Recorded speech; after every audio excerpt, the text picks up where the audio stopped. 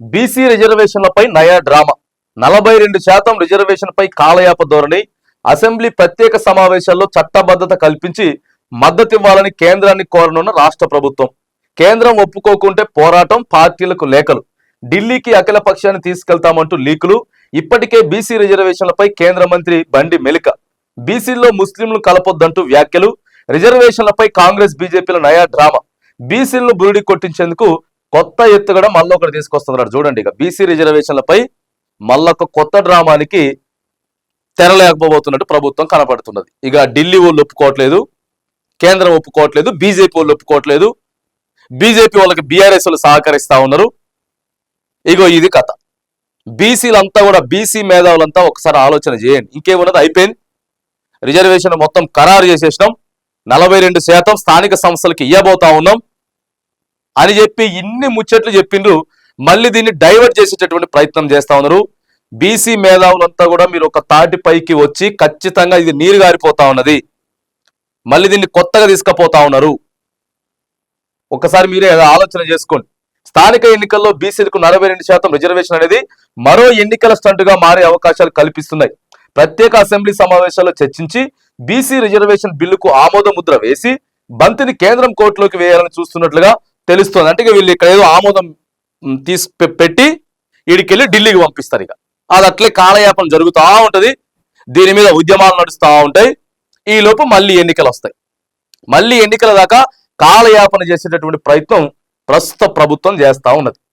చట్టబద్ధత కల్పిస్తామని, తమిళనాడు తరహాలో చేస్తామని రేవంత్ సర్కార్ ప్రకటిస్తున్నప్పటికీ వాస్తవ రూపం దాల్చడం కష్టమన్న సందేహాలు నెలకొన్నాయి.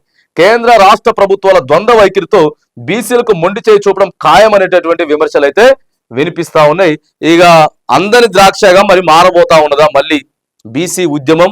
బీసీ రిజర్వేషన్ ఏదైతే ఉందో స్థానిక సంస్థలలో గట్టిగా మీరు కొట్లాడాలా.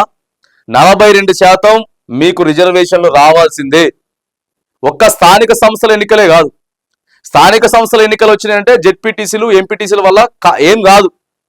ఇట్లనే మళ్ళీ రాబోయేటటువంటి అసెంబ్లీ ఎన్నికల దాకా 50% పైగా ఉన్నటువంటి బీసీలకి ఖచ్చితంగా 50% చేస్తామని చెప్పింది ప్రభుత్వం. చేస్తామని చెప్పింది, చేయాల్సిందే. రాబోయేటటువంటి అసెంబ్లీ ఎన్నికలలో 119 స్థానాలలో దాదాపుగా 50-55కు పైగా బీసీలకే సీట్లు కేటాయించాలి. ఇదే ఉద్యమంగా పనిచేయాల బీసీ బిడ్డలంతా కూడా. 119 సీట్లలో ఖచ్చితంగా రిజర్వేషన్లు ఏ పార్టీ అయినా సరే, బీజేపీ అయినా, బీఆర్ఎస్ అయినా, కాంగ్రెస్ అయినా, పేర్లు చూసుకుంటే మొత్తం బీసీలే 55 నుంచి 60 సీట్లు ఉండాల. అప్పులైతేనే బీసీ రాజ్యాధికారం ఏదైతే సాధించాలనుకుంటా ఉన్నారో అది వచ్చేటటువంటి అవకాశం ఉంటది. లేకపోతే ఇది నీరు గారిపోతుంది. ఒక్క స్థానిక సంస్థల ఎన్నికలే కాదు, ఒక సుదీర్ఘ కాలం పాటు 2028 అసెంబ్లీ సాధారణ ఎన్నికల దాకా కూడా బీసీ ప్రజలంతా కూడా ఏకమై కొట్లాడితేనే ఇది సాధ్యమవుతుంది. ఆషామాషి విషయం కాదు. నీరు గార్చేటటువంటి ప్రయత్నం కాంగ్రెస్ ఇట్లనే చేస్తుంది.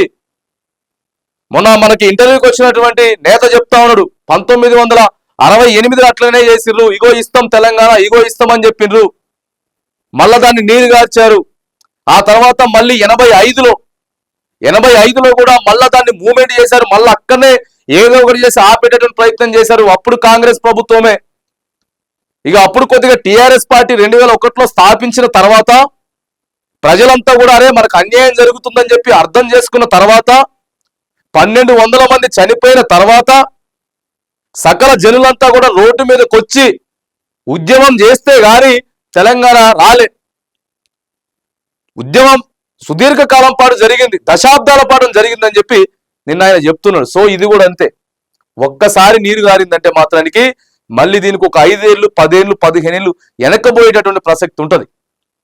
కొత్త రాజకీయాలకు తెరలేపుతా ఉంటారు. కాబట్టి ఈ డైవర్ట్ అన్నిటిని కూడా తిప్పికొట్టాలా. బీసీ ప్రజలంతా కూడా ఏకమై స్థానిక సంస్థల ఎన్నికలతో పాటు రాబోయే సాధారణ ఎన్నికల వరకు కూడా ఎప్పుడైతే మీరు గట్టిగా పోరాడతారో ఇగో అప్పుడే రిజర్వేషన్లు అమలయ్యే అవకాశం ఉంటుంది.